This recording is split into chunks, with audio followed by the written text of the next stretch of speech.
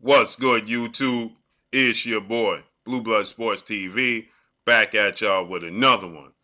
So, it continues. It seems like every single day there's a new anchor that's dragging the announcement for the highly anticipated lightweight showdown between undefeated three-division world champion superstar boxer Gervonta Tank Davis and undefeated junior welterweight, lightweight Mexican superstar title contender King Ryan Garcia.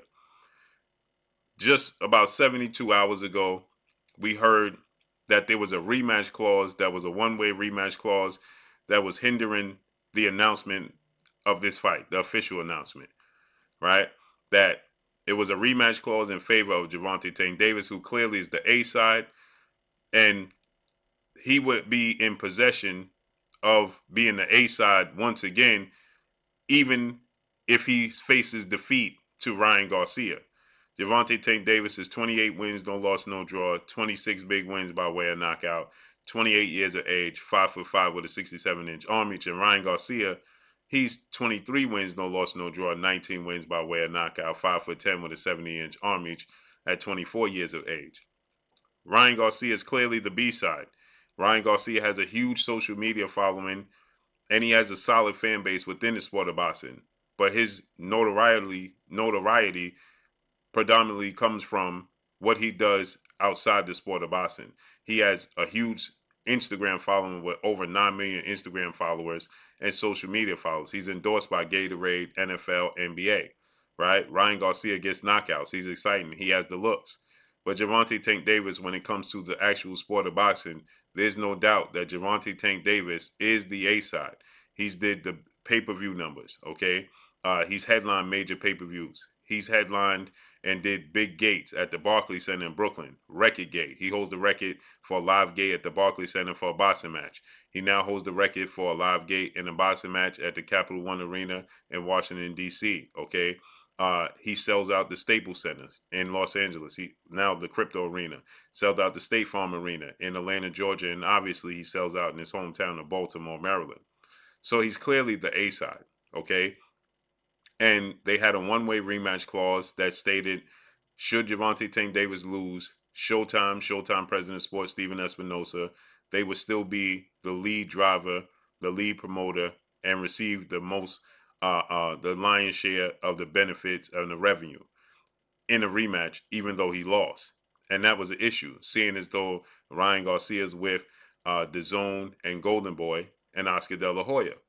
And so it came out yesterday that essentially Gervonta Tank Davis, he informed his team to let him know, just get it done, whatever it takes. If they have to be the lead promoter and in charge in the rematch, should I lose, let them have that. Because essentially Gervonta Tank Davis is looking at it from a standpoint where I'm not losing anyway. So it's not, the rematch clause is only going to hinder if he wants to activate it, if Gervonta Tank Davis loses. If he wins, Ryan Garcia doesn't have a rematch clause, so it won't matter. Gervonta Tank Davis is confident in his abilities and his skill set that he's going to win this fight. So essentially, he informed them to let them know to go ahead and just give them what they're looking for. And that seemed to have satisfied. And Oscar De La Hoya confirmed that they settled the rematch clause issues. But then again, Oscar De La Hoya doubles back and comes right behind it and says, the leaked information about the rematch clause essentially has been settled. But in the same token, there's other things with strings attached that needs to be settled and ironed out. And I'm doing my due diligence to make sure it gets ironed out. Now, I'm going to tell you guys this. I believe Oscar De La Hoya is fooling with the fans, okay? He's messing with your emotions. He's trying to rock the boat. He's trying to get the fans in a frenzy. He's trying to get momentum. He wants to get as much attention and focus on this fight as possible, okay? Gervonta Tank Davis is already in training camp. Ryan Garcia is in training camp, okay? April 15th is the date in Las Vegas, Nevada, right?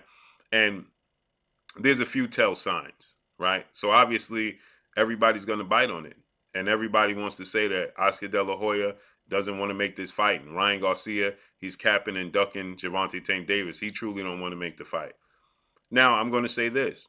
I'm sure Oscar De La Hoya, deep down in his soul, is not fully on board with making this fight because he doesn't have many cash cows. Okay, he has Ryan Garcia, he has Jaime Munguia, he has Virgil Ortiz, then he has rising fighters that are on that next tier B level fighters such as Alexis Roca and guys of that nature. But as far as just A side caliber fighters and big name fighters, there's only three right now, and that's Ryan Garcia, that's Jaime Munguia, and that's Virgil Ortiz Jr. And so he doesn't want to lose the biggest one of them all under his stable in Ryan Garcia. And he knows there's a huge possibility should Ryan Garcia lose, and depending upon how he loses, if he loses via knockout to Gervonta Tank Davis, well, the world is going to then tell you they knew this was coming. They knew that that Ryan Garcia wasn't built for this. That Ryan Garcia was essentially how he's being perceived as a social media star, right? That Ryan Garcia is not, a true hardcore boxer, right? That Ryan Garcia, is an Instagram model, an Instagram boxer, right? That would just back up all of those claims, right? Should Ryan Garcia go in this fight now? Gervonta Tank Davis is a knockout. Southpaw, 26 knockouts in 28 fights, high ring IQ, undefeated, right? He's a big deal, right? He's nothing to play with. But even though Gervonta Tank Davis represents all of those things, the perception is always going to be, we told you so about Ryan Garcia. And it's going to be very difficult to build Ryan Garcia back up to be believable as a contender or a world champion or actually a superstar within the sport of boxing. So obviously, Oscar De La Hoya, he understands the risk versus the reward in this fight. If he beats Gervonta Tank Davis, well, then he absorbs all of Gervonta Tank Davis accolades. He absorbs all that attention and momentum Gervonta Tank Davis has, and he carries that into other big fights. So he understands that reward for beating Gervonta Tank Davis. But the risk factor is extremely high in this fight because Gervonta Tank Davis, as Oscar De La Hoya is aware of, is not just a puncher. Many people get enamored with Gervonta Tank Davis's power, but that's not all. Gervonta Tank Davis is a complete fighter that's durable, that has stamina. You don't see him fade and get tired in fights. You don't see him hurt, wobble, staggering, and stumbling all over the place, right? You don't see him losing, big time in these fights. No, that's not what you have in Gervonta Tank Davis. And you also have the ultimate equalizer. He has one-punch knockout power. So he can be losing 10 straight rounds to Ryan Garcia. And then in the 11th round, Ryan Garcia gets clipped and knocked out. He knows that's a huge possibility. So I'm almost certain Oscar De La Hoya is very, very wary of this fight. And he is having hesitations to make this fight. But in the same token, he's confident because he saw, in his eyes, chinks in Gervonta Tank Davis' armor. Now, Ryan Garcia has been confident that he can beat Gervonta Tank Davis for years now. But he hasn't officially made the fight and made the jump to make it happen.